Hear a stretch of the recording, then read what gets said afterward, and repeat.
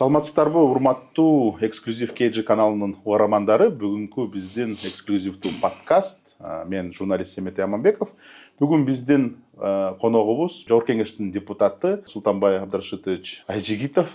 Эмнеге депутат Жогорку Кеңеш деп атканым, сиз значогуңуз дагы эле чечиле экенсиз. Демек, сиз өзүңүздү действующий депутат катары көрүп атасыз окшойт, Хотя БШК сиздин мандатыңызды ажырады деген өзүнүн токтомун чыгарган. Эми кыска айта турган болсок, БШКнын чечими мыйзамсыз, аны мен дагы айтып берем деп ойлойм алдыда. Мыйзамсыз болгондуктан мен аны сотко обжаловать этип сотко берген болчумун.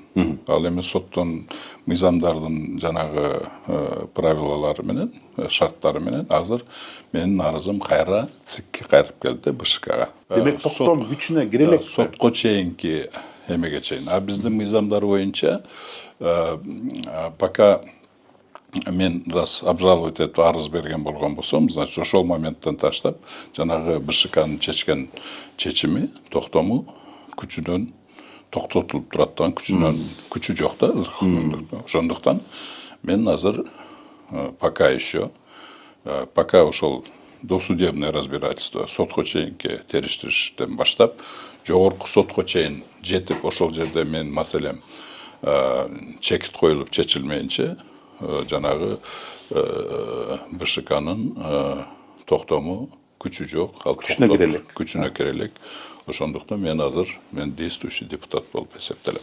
Бирок сизди Жогорку Кеңешке киргизбей койду, депутат эмессиз, уже депутат болбой калдыңыз. Башында киргизбей койгон, башында эле айткам, силердики мыйзамсыз деп. Но бирок булар мындайча айтканда мыйзамды деле мындай эме тоготпой калгандар да көп. Эми мындан биягына эгер мыйзамга баш ийбесе, мен булардын үстүнөн мен прокуратурага, генеральный прокуратурага ушинтип мыйзамды сактабай атат деп арыз берип, буларды жоопко тартам.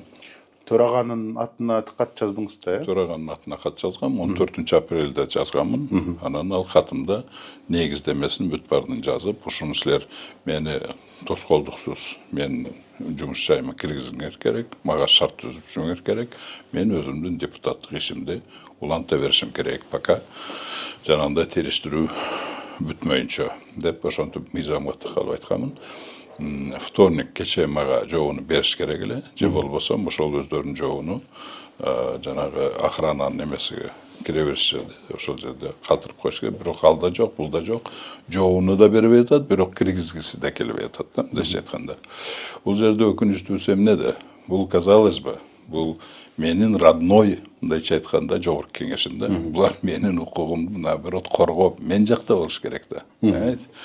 А булар болсо наоборот жанагы мыйзамсыз жакты коргоп, мени ошол менен кошулуп, менин укугумду депсеп, мени аткан бул нонсенс да өзү. Нонсенс.